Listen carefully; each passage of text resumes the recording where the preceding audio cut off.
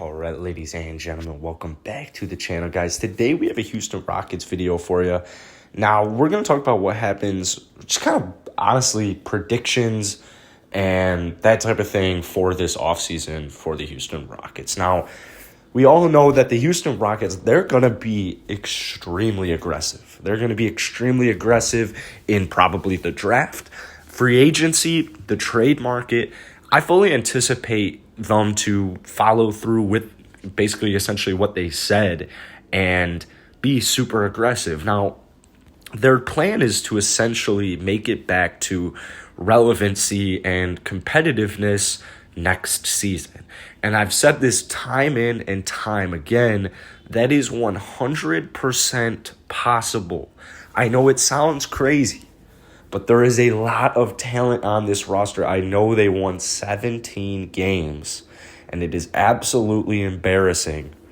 But you throw in COVID, you throw in James Harden, you throw in PJ Tucker, a new head coach, new ownership, or not new ownership, new management. There's just new.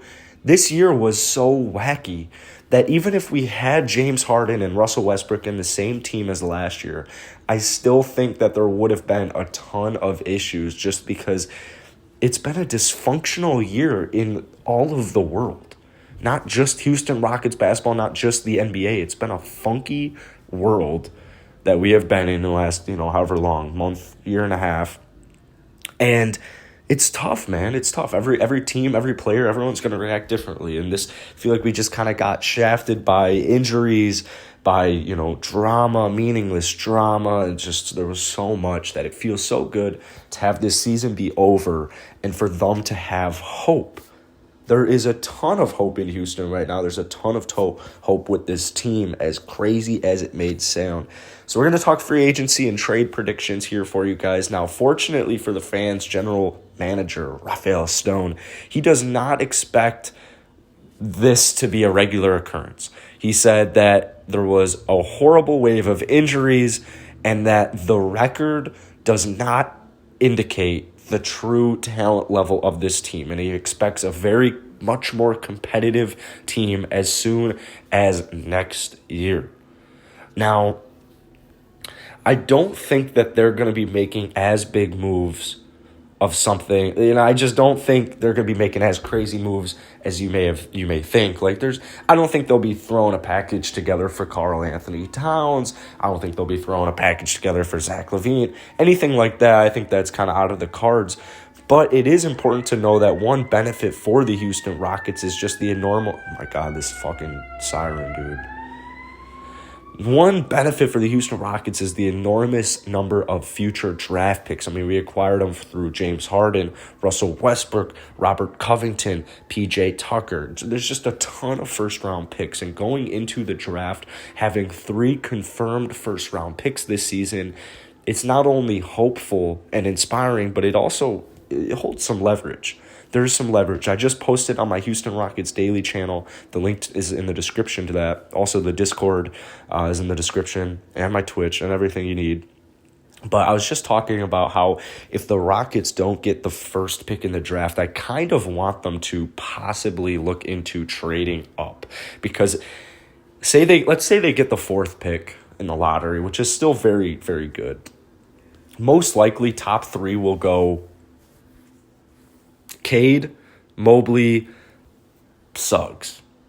Probably not in that order. It'll probably go, I think the mocks are saying Cade, Suggs, and then kind of Mobley, Green. It really depends on what you're looking at. So 3 and 4 are kind of up in the air, but 2 looks like it belongs to Jalen Suggs. A lot of this does depend on just who picks. So you may not even have to trade up, but the way I see it is if you have Kelly Olynyk reportedly wants, somewhere from $15 to $20 million. I'm not paying Kelly Olynyk at 30 years old $15 to $20 million because I don't view him as a starter anymore. I just don't. I think he was on a pretty brutal squad on the Houston Rockets that needed a lot of help, and just statistically, Kelly Olynyk, he's better than a lot of the dudes on the Rockets team just because he's been playing for 8-9 seasons. He's 30 years old. Compare that to guys like Kyrie Thomas, Armani Brooks. et cetera, et cetera, Kelly's going to be the most consistent out of that bunch. So I think his numbers are extremely inflated since coming to Houston because, I mean, think about it. Kelly Olynyk is not a 19-9 player. He never has been. He's not a 19-9 guy. It's just not who Kelly Olynyk is. It's more of a solid role player who will do whatever he has to do for that team. Now, is Kelly Olynyk capable of going 19-9 on like the Miami Heat earlier this season if they really needed him to? I'm sure he could have. I don't think he would have been able to keep it up at such a high rate like he was on the Rockets just because of how decimated we were with injuries. We've got a ton of G League players playing, and no disrespect to the Rockets, but it's just Kelly was one of our best players regardless of his statistical impact on the team. He's just been around. He's been around more than half of this team, and he can provide a good role. But as far as Kelly Olynyk goes, I don't want to pay him $15 to $20 million. And I also don't want Kelly Olynyk to even start because Christian Wood's defense this year was extremely hit or miss. It started off horribly. He was getting just absolutely beat by every big man in the league. Got much better as the season went on, and I do anticipate him to put on a little bit of weight, a little bit of muscle, and come back bigger, stronger, and better next season. But I just don't want him paired up to a Kelly Olynyk whose defensive rating is it's horrible. He had the worst defensive rating this year in his entire career. So for the defense, I do not want Kelly Olynyk, and that's why I'm a pretty solid fan of trading up if they have to. But just basically what I'm trying to get at here is if the Rockets can find a way to get Evan Mobley, I would be so happy. I would be so happy. My top four go Cade, Mobley, Green, and then Suggs. I think Suggs is going to be a great NBA talent. The only thing is I just don't think the Rockets need guards. I know you're not supposed to draft off positions, but I think Jalen Green and Evan Mobley provide just as much, if not more, upside than Jalen Suggs. You've seen Jalen Suggs play a year. He played a year at a stacked Gonzaga team, a lossless Gonzaga team until the national championship. And Gonzaga, I've never had a good idea of how to recruit Gonzaga players, how to analyze Gonzaga players because they're pretty hit or miss. Now, I like Jalen Green a lot, so I would not be upset if they got Jalen Green. I think that man can score on the drop of a hat, and he would be very reliable. But I think Evan Mobley, I think just what I'm trying to get at here is I do anticipate the Rockets making moves to get bigger. I don't think that Kelly Olynyk was necessarily targeted just because they wanted him long term. I think Kelly Olynyk was more of a test to see, hey, let's see if we get a small-ish big man, pair him up with Christian Wood, and let's see if this can actually work. And the answer was a clear and fat no. Small ball basketball does not work. Does not work. No team in the history of the NBA has ever won the championship going all small. This has never happened before. So I think Stone's going to move past the small ball narrative this season, and I absolutely cannot wait. As far as free agents go, I don't think that they'll be making too many free agent signings. I really don't. I think you'll see a bunch of low-tier free agent names. Now, I still think they could splash a big name, but I don't think, not like a huge name. I don't think they'll be getting a John Collins. I don't think they'll be going for Andre Drummond.